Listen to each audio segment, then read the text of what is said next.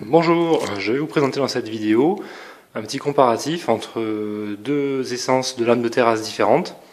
Donc le Massaranduba à ma droite et le pin traité par autoclave à ma gauche. Donc on va commencer par le Massaranduba.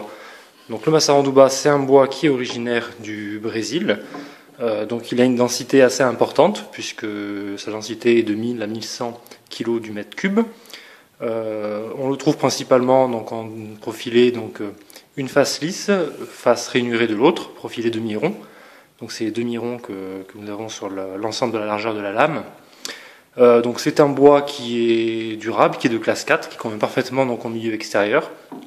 Donc avec le temps, donc, la couleur a tendance un petit peu à grisonner.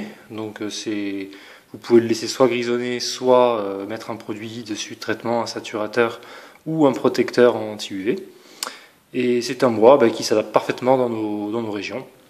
Il est très raide, donc pour la fixation, on vous conseille toujours de pré-percer avant à l'aide d'un frésoir, puis de visser par la suite.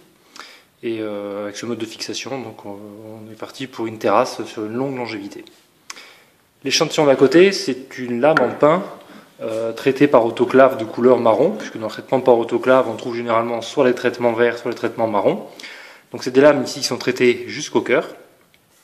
Elles font 145 de large par 21 d'épais. Donc l'échantillon ici, c'est un échantillon donc face lisse des deux côtés, mais on peut aussi trouver donc des faces lisses d'un côté, striées de l'autre. Donc la différence entre les deux, la première différence qui saute aux yeux évidemment, c'est le prix, puisqu'il y a un écart de prix assez important entre les deux types d'essence. Cette essence-là sera un petit peu moins durable dans le sens où elle est un petit peu plus tendre et le classe 4 est obtenu par un moyen artificiel qui est le traitement par autoclave, mais ça reste tout de même un très bon produit qui va durer, partez au moins sur 10, 15, 20 ans pour une terrasse. Si le bois est bien ventilé, vous allez partir sur une durée de vie assez importante. Donc là aussi pareil, on conseille de pré-percer à l'aide d'un frésoir et de visser derrière.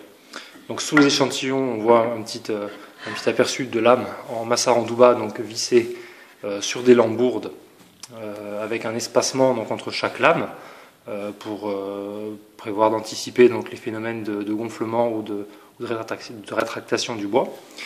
Et on a le même échantillon à côté sur des lames en pin, donc qui donne un rendu un petit peu différent. Donc à savoir que dans le temps, que ce soit aussi bien le pin que le Massaranduba, les bois vont grisonner. Voilà, j'espère que vous pourrez faire votre choix entre ces deux types d'essence, entre d'un côté un exotique et de l'autre une essence un peu plus locale du pin.